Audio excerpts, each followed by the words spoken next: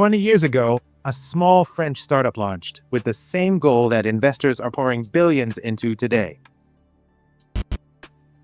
to get humanoid robots out of labs and into the real world. By all accounts, they succeeded. Yet, their story still ended in flames. Aldebaran Robotics built the future, as envisioned today, before most even tried. They developed two of the most iconic robots of all time, and they actually sold them. They shipped tens of thousands of emotionally responsive humanoids at global scale while others were still drafting research papers. But it wasn't enough. As an international arms race pushes a myriad of firms to bring AI-powered humanoids into daily life, most will inevitably discover what Aldebaran already did. The future is easy to imagine, but nearly impossible to sustain.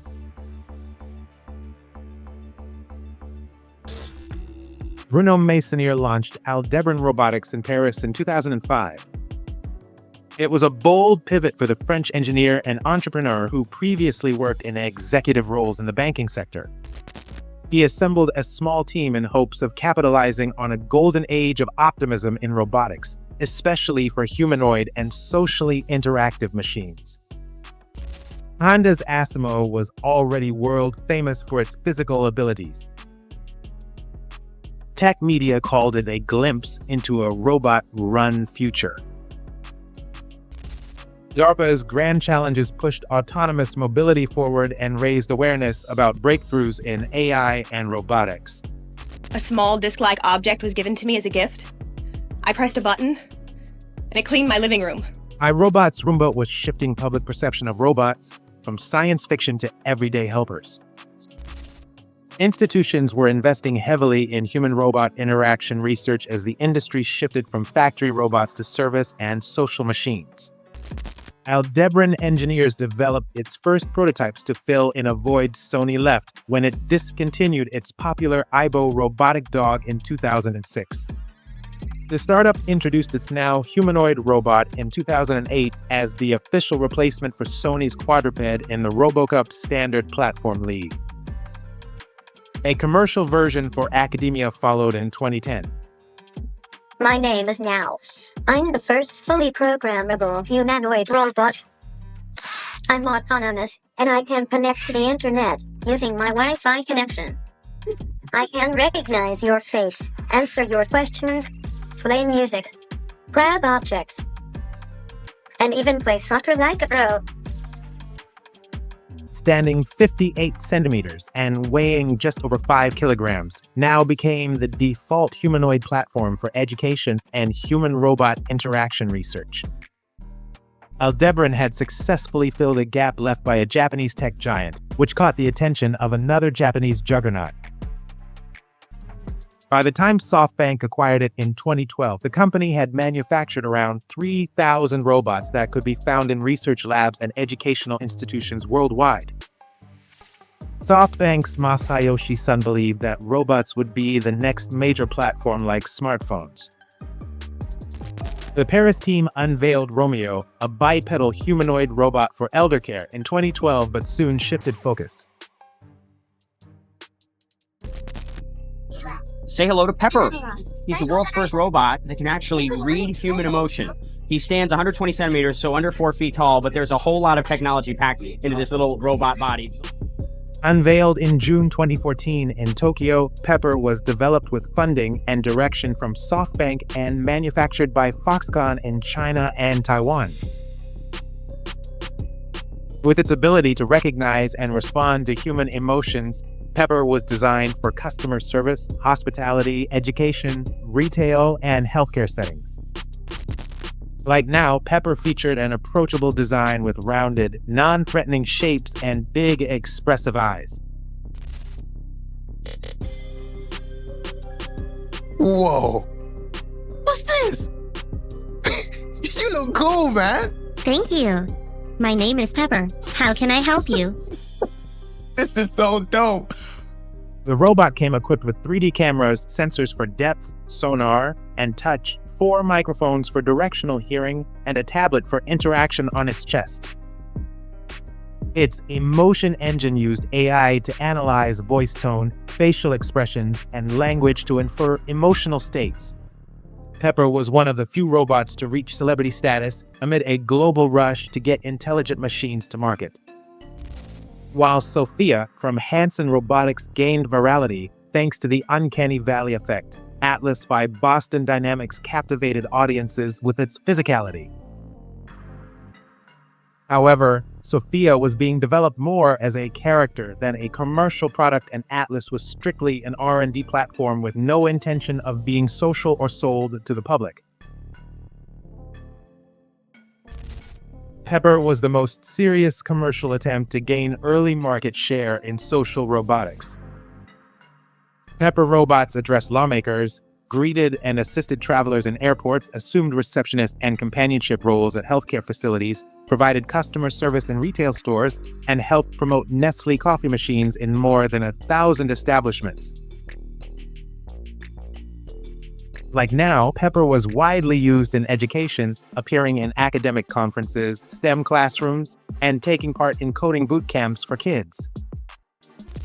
Though the future appeared bright from the outside, internally the company was already unraveling. After the founder departed in 2015, the company was rebranded as SoftBank Robotics Europe. The company shifted from a research-first, mission-driven company to a corporate-scale commercialization effort.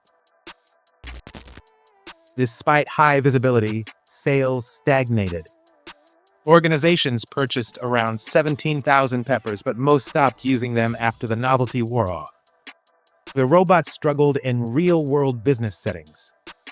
Feedback indicated they were perceived more like mascots than workers. Customers complained about the fragile hardware and limited autonomy. Pepper received very few meaningful updates during its life cycle. Its hardware remained virtually unchanged, with no significant improvements in battery life, sensor resolution, or motor strength.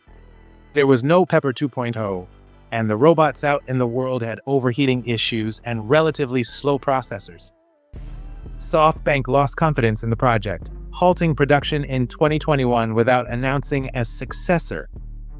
The robots were expensive to build, and the hardware was sold at near cost at around $20,000. The real plan was to generate profit from ongoing software and cloud subscriptions. Without recurring revenue, the entire financial model collapsed and the company was bleeding money. Time's up for Pepper Robot. SoftBank Group is slashing jobs at its global robotics business. Pepper was meant to help plug labour shortages, but struggled to find a global customer base. The pullback marks a halt in Chief Executive Masayoshi Son's ambition to make SoftBank the leader in the robotics industry. Now, robots continue to be sold mainly to schools, research labs, and therapy centers. However, that niche wasn't enough for the kind of sustained growth SoftBank wanted. SoftBank sold the robotics company to Germany's United Robotics Group in 2022. The Aldebaran name was revived, and its mission changed to developing task-oriented social robots. They introduced Plato, a service robot designed to address labor shortages in hospitality and healthcare settings. It inherited interactive and expressive capabilities from its predecessors. With its friendly design, Plato engaged with users with facial expressions and LED indicators.